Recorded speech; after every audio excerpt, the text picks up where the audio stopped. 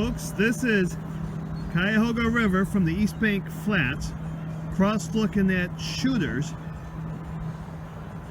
And in the December night, December the 9th, and as you can see, when there's no boats going up and down here, because most boats like mine are put away for the year, the Seagulls have made this their own personal river.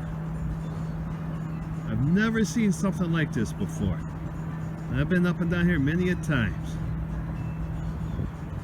Pretty cool. Pretty cool.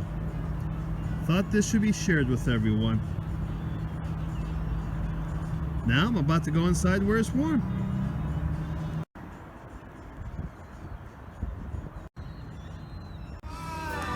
With me, lesbian seagull, to my little nest by the sea.